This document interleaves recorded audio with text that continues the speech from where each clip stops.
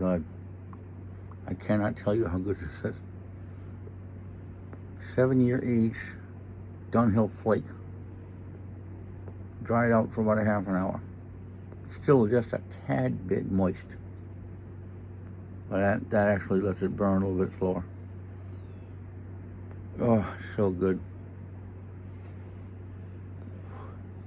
Reminds me of when I first started smoking a pipe.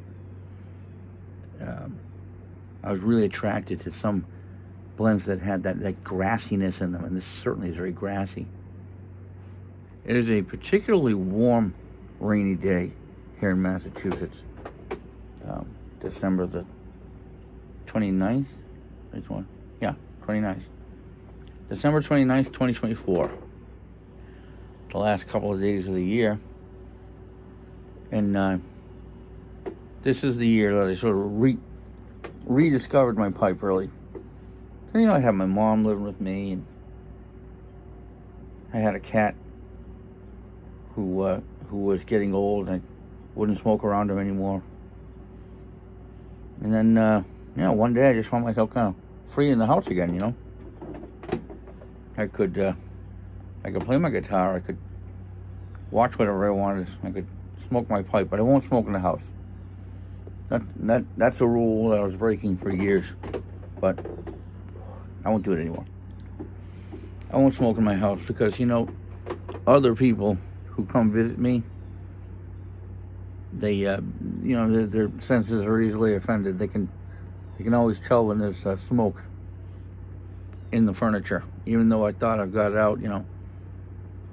Even though I allowed enough time for the odor to dissipate, my nose can't tell the difference. But strangers visiting me, or, you know, even my family, my sister visits, she always says the same thing. She always says that my house smells so much like smoke that she gets a sore throat from it. I don't know if she still does now. I haven't smoked in the house for a very long time, but I'm sure anybody who walked in could probably tell that whoever lives here smoked something at one point or another. But, you might as well say that my pipe smoking is reserved only for my porch. You know, because it's the only place I really can go to smoke. I mean, I won't smoke in the house. I can't get around that well. And the places I do go, I'm not going to be able to smoke a pipe, so. Trouble with the wet flake is it goes out a lot, so.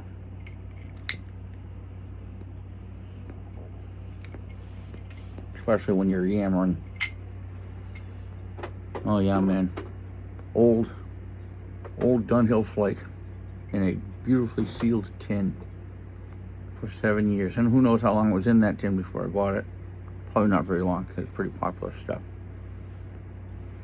But I had forgotten how much I like flake tobacco. Specifically like Virginia flake. Because I used to love, and still do love, Orlick. What's that Orlick one in the big red can? It's been so long.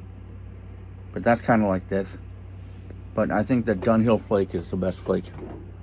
The best sheer, pure Virginia flake, to my taste. I've tried quite a few, and they're all pretty good. Some of them have a little darkness to them. There is actually a dark flake and a red flake, and those aren't bad. But I think I prefer that just nice, good old Dunhill Flake. Not adorned with anything, nothing on it. It's like smoking a bale of fresh hay. Anyway, let me show you what the field looks like. I saw a great big hawk. I think it was a hawk, a huge bird. It wasn't a buzzard, and it wasn't one of the two eagles that lives here. I don't know what he was exactly. And down there in the water, the geese and ducks have been having a party the last few days, but today they're being quiet. And happily today the two swans are out on the water. I don't know if you can see them. Little white specks way out, kind of behind the trees. You probably can't see them. But anyway. Anyway, this is the preamble to today's video, which I hope you will enjoy. It's sort of a part 2 to the Vox MV50 Clean video, because I forgot to show you guys the other options that the lamp head actually has. And I wanted to play through a different cabinet to see what its flexibility sounds like, to see what the change of a cabinet does to an amp like that. So yeah, I hope you enjoy it, and I hope it brings a little smile to you to top off 2024 correctly. All right, stay put. Yeah, so we're going to revisit our Vox MV50 Clean head today, because there's some stuff I had neglected to show you last time. First of all, I never did mention that VU output level. See, that's just showing you a live actual output level of the amp. It's showing you how much you're putting out. But the back controls, I completely dropped the ball on. I will use my indicator riser white marker here. Of course, you've got the phone and line output, self-explanatory. The ECO switch, I believe it is some sort of an energy control option, I think is what that means. But what that switch does is when you turn it on, it enables automatic power off of the amplifier. So if you put your guitar down, and you know how quiet this head is, you don't even hear it.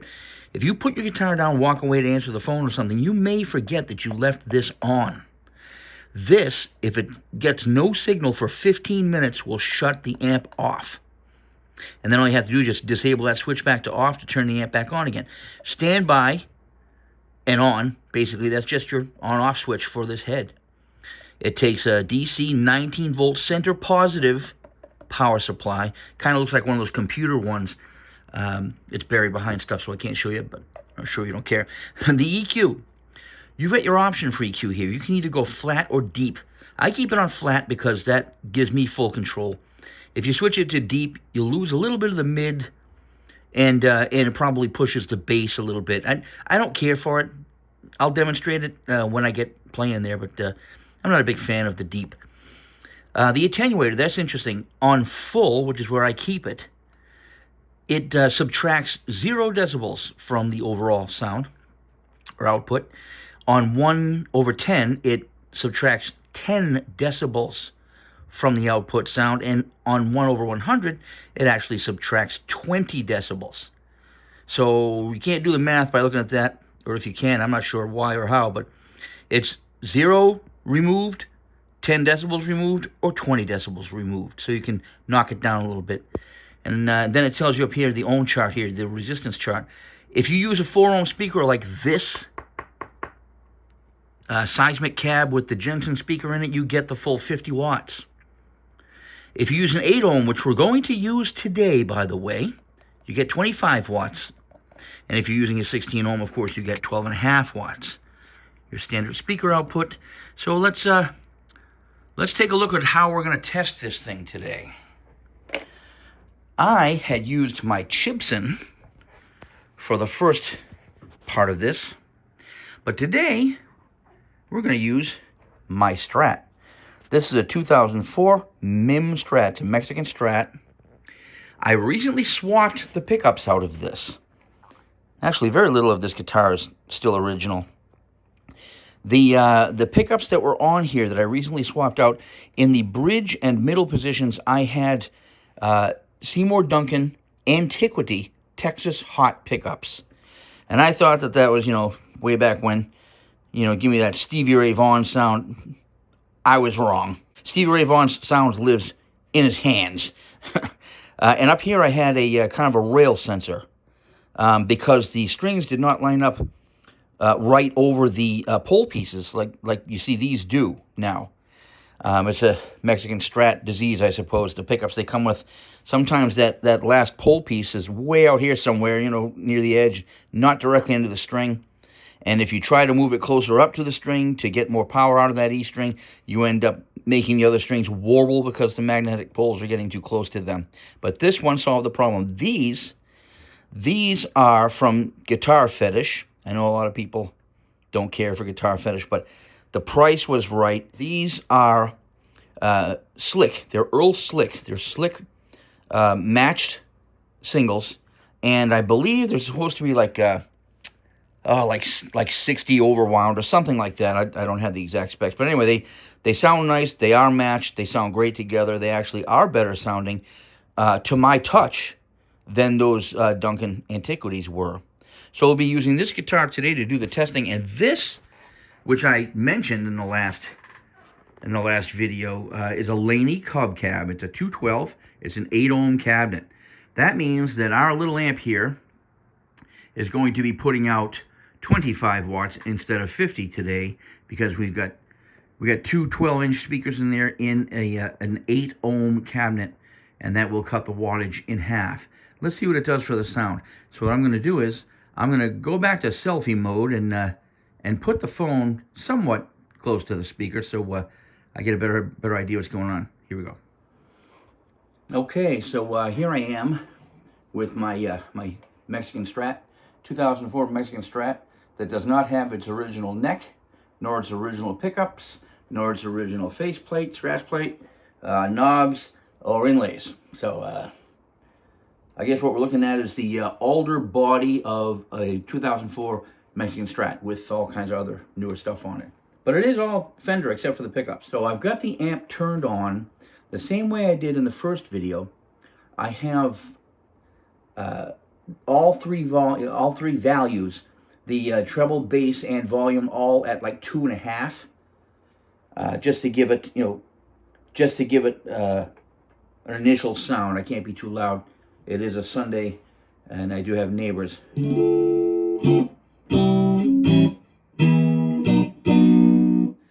So this,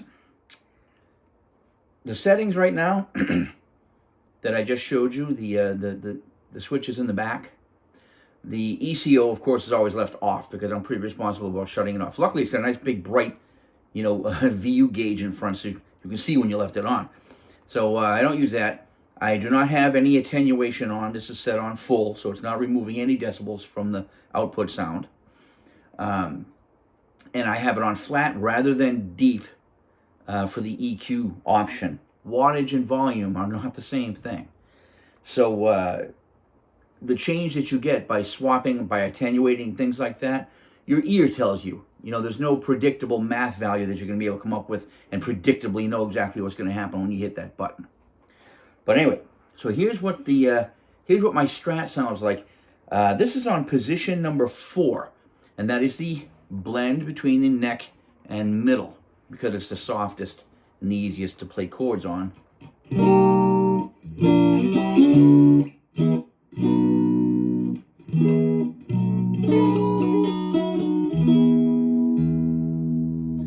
Hopefully it's not driving my phone too badly. I don't have it up too loud.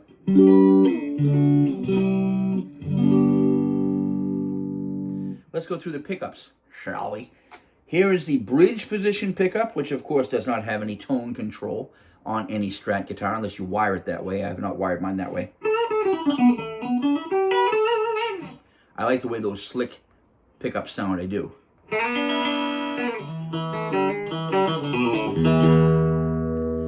I'm gonna get this big python out of the way. It keeps crawling into my room. I don't know where it came from. Otherwise known as the guitar input cable being in the way of the phone.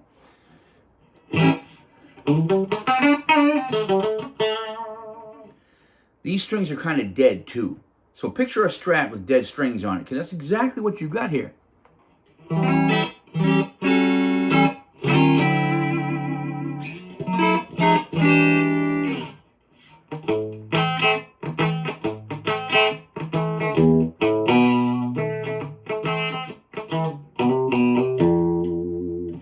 That is the bridge position pickup. I like the bite it has. Remember now, that amp head has no effects on it. Nothing. It does not have reverb. Nothing. No chorus, no tremolo, none of that good stuff. We can put that on externally if we want, but for right now, I'm just showing you what the switch options are in the back of it with a different cab. So there's your bridge. Here's your number 2 position. Some people call it the number 4 position. I call it the number 2 position, and that is between the bridge pickup and the middle pickup. You know, the only reason why I'm keeping those stark white pickup covers like that is because, you know, the switch tip is also stark white, so. Here's your number 2 position, which is pretty sweet with these slicks.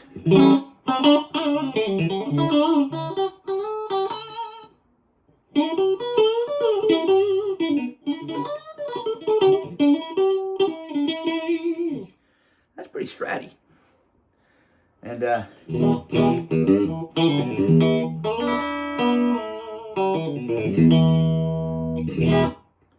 not bad. And your middle pickup by itself, which, by the way, these came straight wound, all 3 of them. I reverse wound the middle pickup in order to be able to get that's out of phase in the 2 and 4 positions.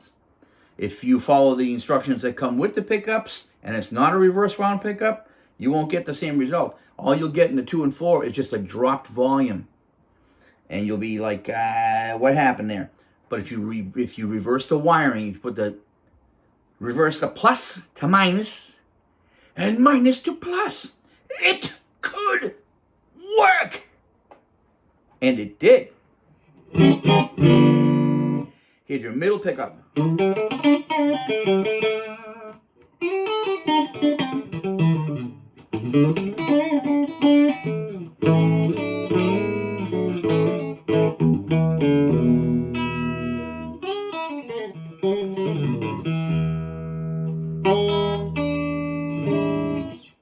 And the 4th position for those nice chords.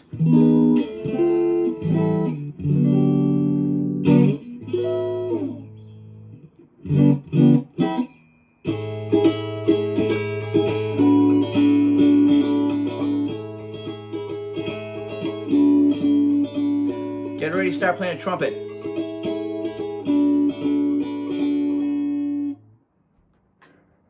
You didn't bring your trumpet. Fine, no Chicago for you. And here is the neck position pickup. Again, have not touched the controls on the amp yet.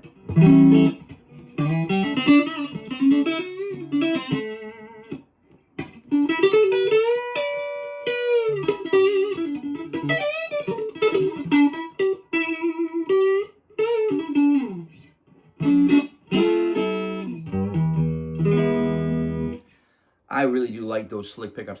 Say what you will about Guitar Fetish. Earl Slick does make some pretty decent pickups, and these single coils are pretty damn sweet. To be able to say that I paid less than half the price of the Texas Antiquity Hots that were on there from Duncan to arrive at this sound, which is 50% better to my ear,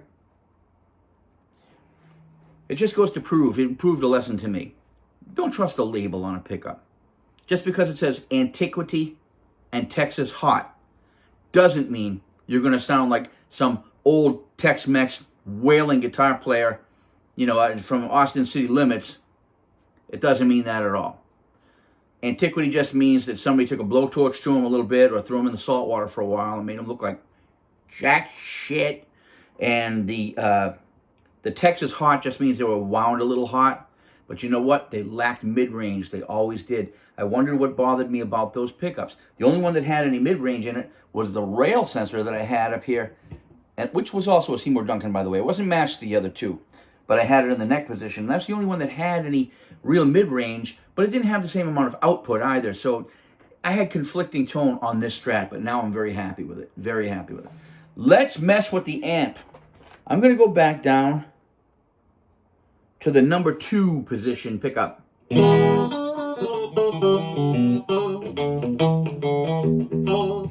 Enough copyright strikes for now. Let's see what happens when we move the controls around. Let's put the volume up of the amp a bit. And I'm gonna noon the bass and treble instead of leave them down on 2 like that.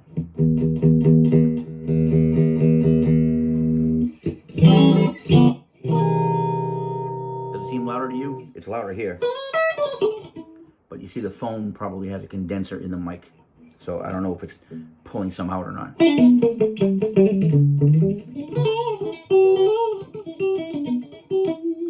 Now that's on volume 3 with the treble and bass nooned. Let's go mess with the attenuator. This is minus 10 decibels.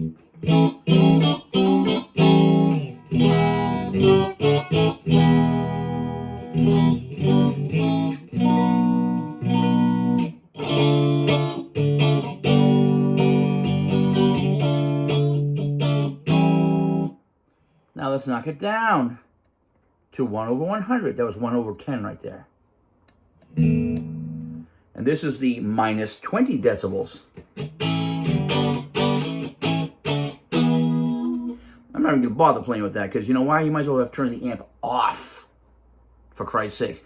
Now it is an attenuator, which is important because what it means is you're not supposed to lose the character of the EQ or how much you're driving the new tube, the quote-unquote tube that lives in that amp. So with it attenuated down like that, I should be able to turn the volume pretty up. That volume right now is pegged. This is what this amp sounds like, pegged, attenuated down 20 decibels.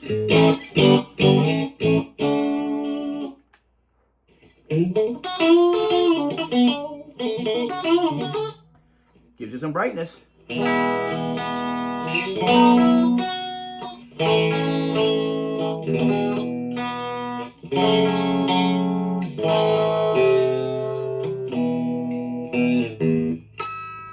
can see the little VU meter going, woo, woo, woo, woo, woo. So I'm going to turn that volume back down. Here's a nice sort of drive the head. Most amp heads sound the best when you dime them. That's just the way it is. Unfortunately, most people don't have, 40 acres with their mule to be able to dime it on. I live in an apartment complex, and I'm sure that right now there's at least 20 people that are looking to come shoot me. I'm putting this back up. Minus 20. Minus 10. Flat.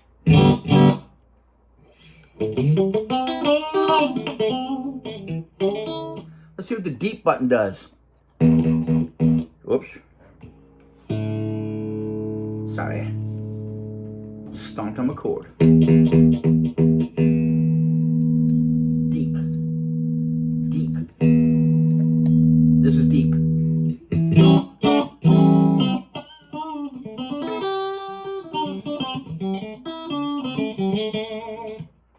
This is flat.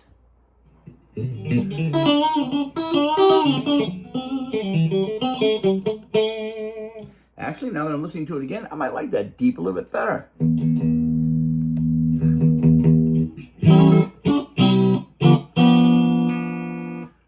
Bridge pickup.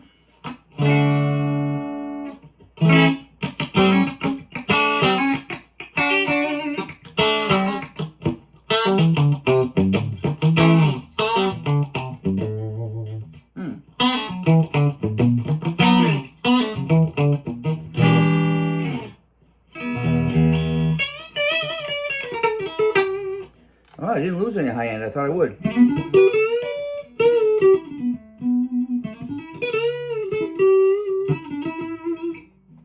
With the deep on, I'm going to roll the bass off. Let's see what happens.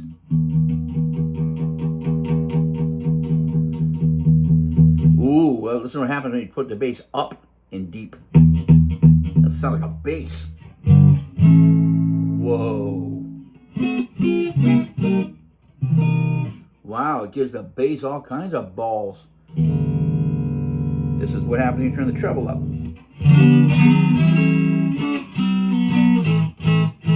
Hear the mid scoop in there? Some of the mids are missing, but it left the highs in though. Wow. Interesting. Maybe we'll go with deep. And that's pretty much all I wanted to show you. What the options in the back of the amp were when you mess with them. The thing can get really loud still. Like I said, wattage does not translate into volume. So with that Laney 212 cab getting 25 watts, it's probably every bit as loud as getting 50 watts through the 4 ohm Jensen speaker over here on this side. So that's all I wanted to share with you today. I'm gonna put my pick down, roll my volume off. I'm gonna turn my amp off. And that's about it. So thank you for tuning in for part 2 of my Vox MV50 Clean demo with the different little options in the back and using a different cab. So I will talk to you guys most likely on the new year. Today is December the 29th. It is a Sunday, and it is probably right around dinner time. So I got my niece and her boyfriend coming over for dinner. So I'm going to go meet them. But thank you for watching one more time, and I will talk to you soon. Keep rocking.